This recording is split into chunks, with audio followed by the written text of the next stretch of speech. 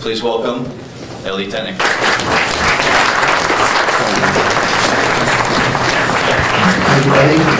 It's so hard to come and talk after us, Chris and David and all those guys. It's very, very hard. I heard Chris several times, and every time he inspired me because the success that he had never changed him. He never forgot where he came from.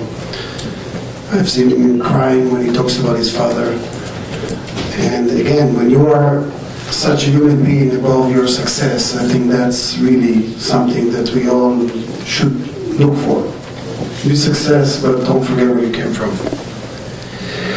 So before anything, I want to thank everybody that organized here, especially Donna and Wendell and Kirk and the rest of the team. I want to thank and some other sponsors that we have here, and the speakers and everyone here that came. On behalf of all of us, thank you. As Kirk said, this is about giving back. So that's our give back. Try to short my speech as much as I can. I came from Israel originally 28 years ago. Started real estate 2 years later. So coming, don't even know the language, still make a lot of mistakes. And started a real estate career.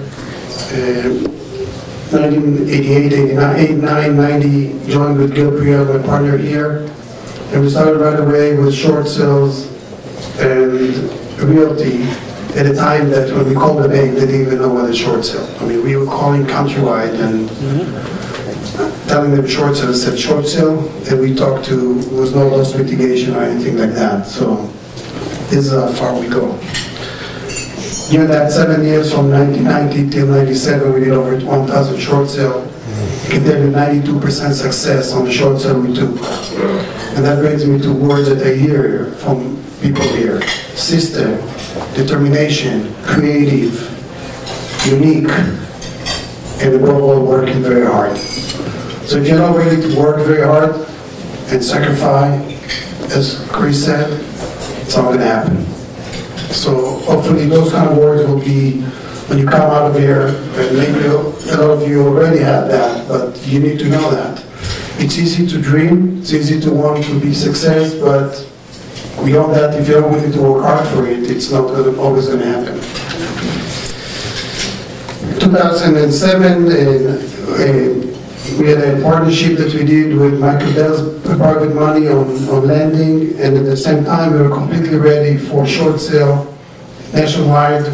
Rafi was leading that, and we were the largest at the time company doing short sales, and we dealt directly with sellers or with brokers and agents, dealt with Chris and some others. So those are the things that we did. So I'm going to try to take a different angle than everybody spoke today. You heard enough about motivation and drive and all those kind of things. I come from another world. Besides the fact that I do work hard, I'm a big believer in knowledge.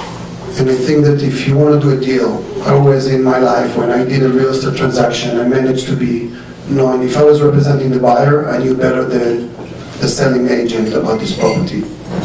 So knowledge is the key for everything. So I'm going to give you some statistics.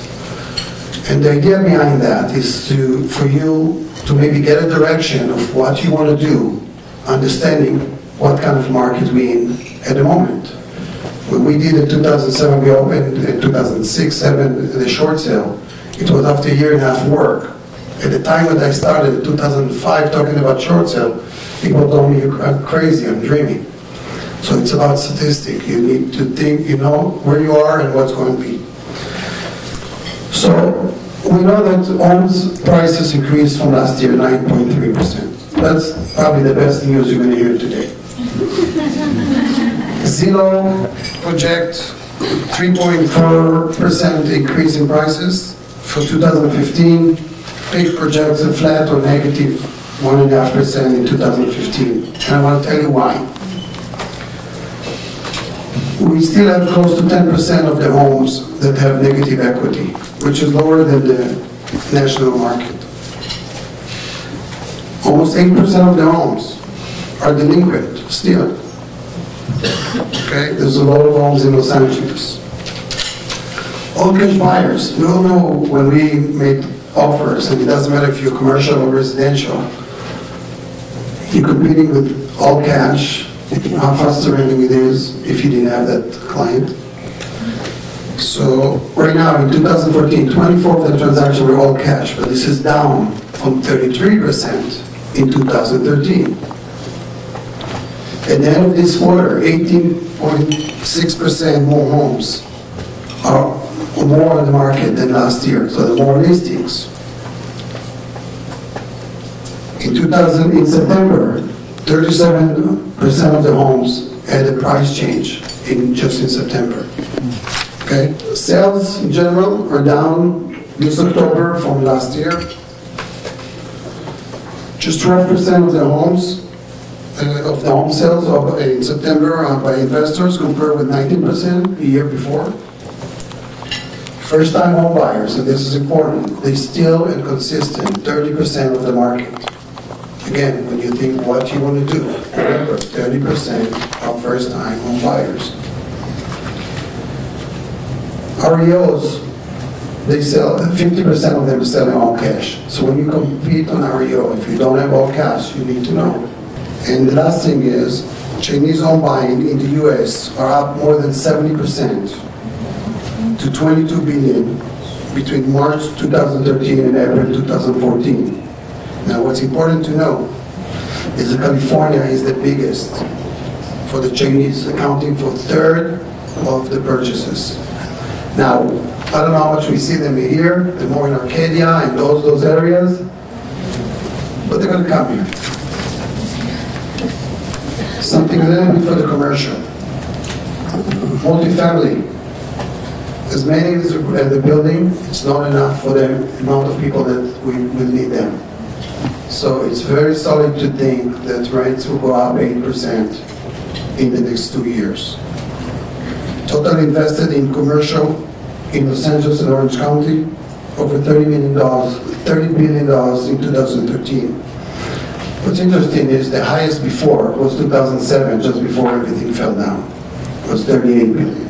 There's still a high percent of unemployment, 8.8, where nationally is 6.7.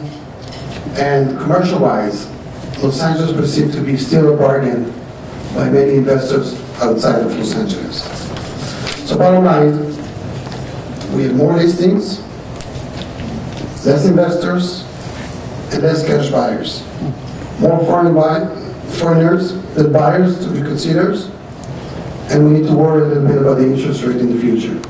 So now you need to determine what you want to do. I'm going to say I'm giving you the answer, but you need to know that. Okay, so now another thing that I want to talk about, and I'll do it quick.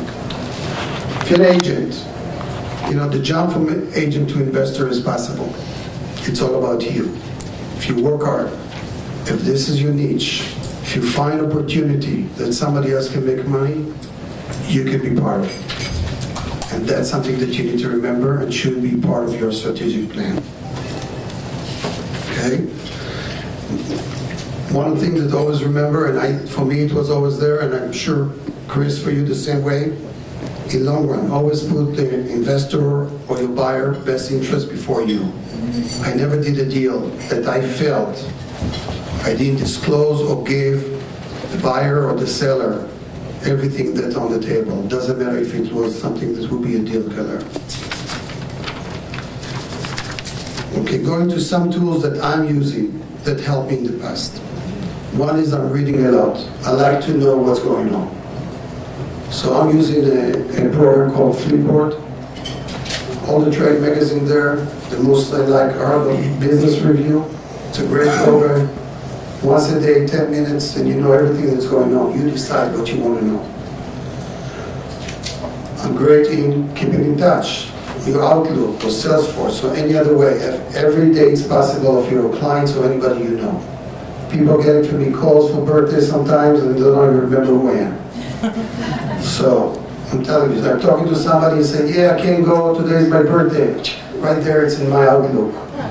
And next is trade shows, you know, meetings like we have today, those kind of things will keep you posted.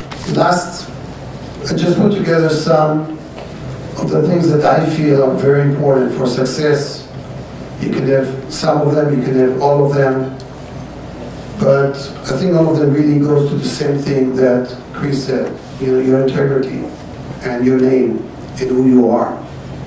And if you make sure that comes number one, along with a smile, along with, a love, dream is good. For me, I always put a flag and I say, how do I get there? And I get there. Doesn't matter how, but I do get there. But I keep my name, I keep my integrity. So they were pretty much done. I put one quote that I thought would be good by Bruce Lee. I don't know if you guys remember his movies. Yeah, sure. If you always put limits on everything you do, physical or anything else, it will be spread into your work and into your life. There are no limits, there are only plateaus. And you must not stay there, you must go beyond them. Good luck to you all.